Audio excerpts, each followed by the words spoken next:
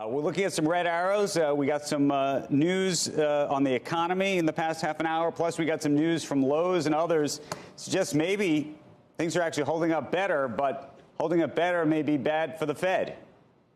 Yeah, exactly, because the immediate reaction in the bond market to these strong retail sales numbers was that yields started to move higher, and bets that the Fed would reach a terminal rate of closer to 5% also started to move higher. Because post that light CPI print last week, we saw that terminal rate bet start to move lower. But now with strong retail sales, there's this expectation that the Fed will have to remain very hawkish and really deliver on all the tightening that it said it will. And this is a pressure for markets as they have rebounded so robustly coming out of those October lows. Okay, so which data point, though, do you look at? Because for the last, 2 weeks, we had PPI, we had CPI. Everyone said, look, it's plateauing. It's coming down. This is great.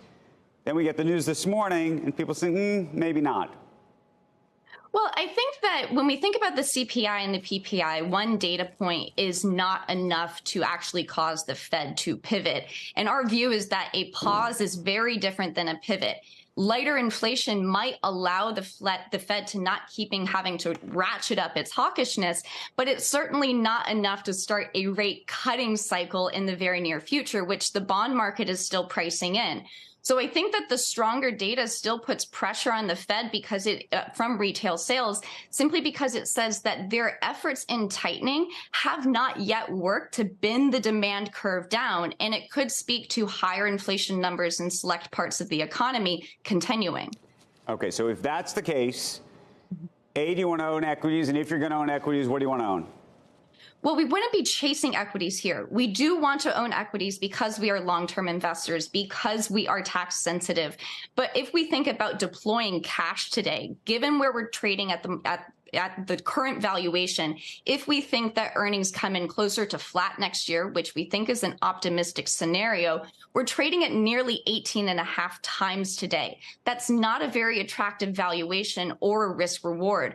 So our preference in deploying cash is looking into shorter term bond market opportunities where yields are high. And then instead of chasing rallies within the equity markets, we're more inclined to buy weakness, which we think could happen as the reality of high valuations and an earnings revision down cycle really start to take. When you're buying on that weakness, though, what kind of things are you buying? So we continue to favor quality, and that has been our key focus all year. What is quality? That's in the eye of the beholder. So we define quality as names that have high return on invested capital, high free cash flow generation, strong balance sheets that give them lots of flexibility, and it really is across sectors. So it's looking for those best-in-class names that we consider crown jewels in every sector. Now, we have been avoiding those very defensive sectors, things like staples and utilities, where valuations are far too high, instead focusing on areas like healthcare, energy, and even selectively within consumer discretionary and even industrials, more cyclical areas where names have really been beaten up a lot.